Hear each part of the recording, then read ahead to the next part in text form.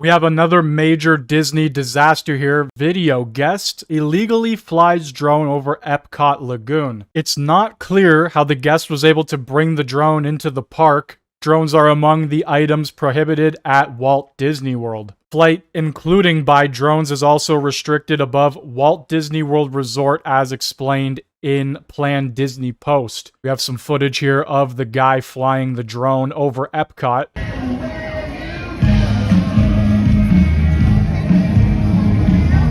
This comes off as a major fail for Disney. How did they allow this guy to sneak in a full drone? That's the big question. How was he able to do it? How did they not catch him? It's not like this is some tiny device he's bringing in. Regardless, though, another major fail for Disney.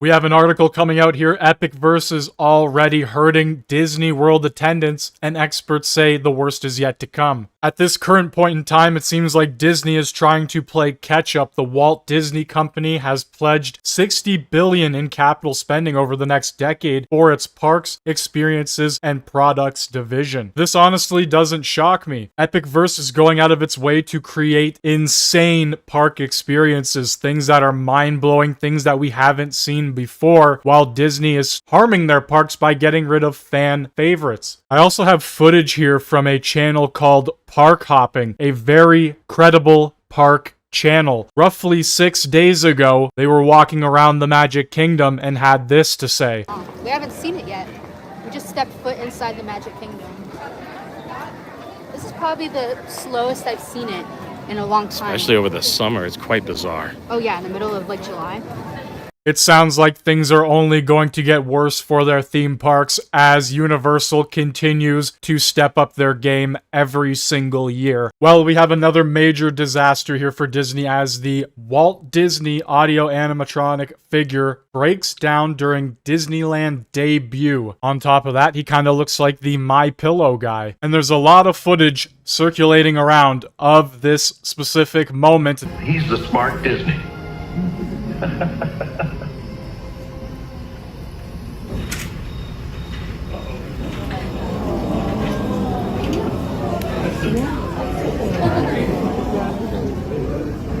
Hello everyone, so sorry for the interruption. What a complete and utter failure for Disney. It was so bad, they closed the curtains and told everybody to head on out. Star Wars Launch Bay closing permanently at Disney's Hollywood Studios. It is closing permanently in the fall of 2025, and I'm just gonna flat out say it, this is another major fail for Disney. Over the years, they have single-handedly destroyed the name of Star Wars, and nobody cares about it now. And there's gonna be a lot of cope in the comments about, no, the Star Wars brand is just fine, Disney didn't ruin anything. Well, if that's the case, then why are they closing the launch bay and replacing it with something else? If the Star Wars brand was in a good place, they would continue to expand on it and build more attractions. Instead, we have seen hotels close, exclusive merchandise end up in normal shops and online, and the overall apathy has built towards this brand because of what Disney has done to it. This was a major investment for Disney, something that should have been an easy layup for them to make billions and billions on. Instead, they produced flop after flop, alienated their audience, and has officially killed the Star Wars launch bay, which, by the way, is full of amazing artwork.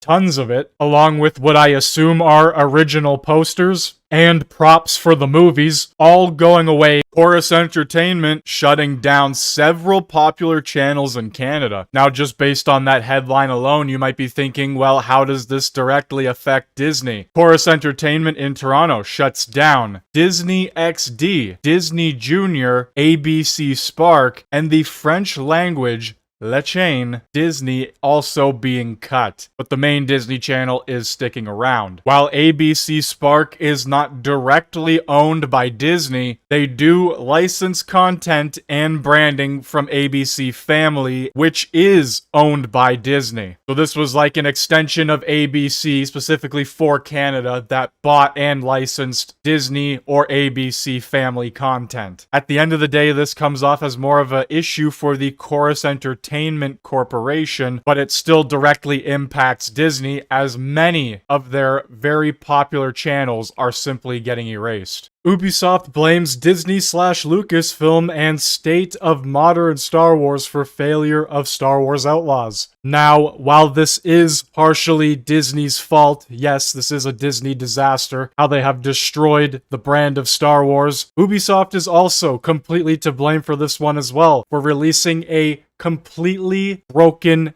game that nobody was interested in from the get-go. Outlaws came with an insane AAA price, was loaded with bugs. It was so bad that they removed the stealth mechanic altogether, including all stealth missions. The game was literally unplayable, and anybody who defends this thing is just coping. The Ubisoft CEO claims Star Wars Outlaws missed sales targets on Star Wars itself being in choppy waters. I will point out that Star Wars Outlaws came out roughly a month and a half after The Acolyte came out, which is deemed and 100% is the worst piece of Star Wars media ever created. But once again, Ubisoft is equally to blame for this just as much as Disney is. We have another major Disney disaster here. 2 grown adults throwing punches over photo line. This raises major questions about crowd management, security presence, and overall guest experience. There clearly isn't a strong security presence or a large enough force to cover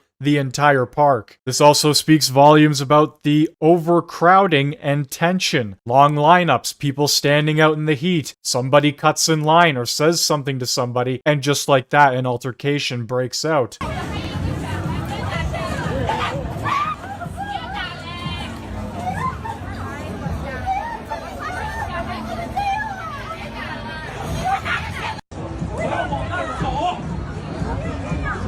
There has clearly been an overall shift in park etiquette. In recent years, there has been a noticeable rise in viral incidents of bad behavior or fights breaking out. And this sort of has become a norm for Disney. This truly does come off as another major Disney disaster.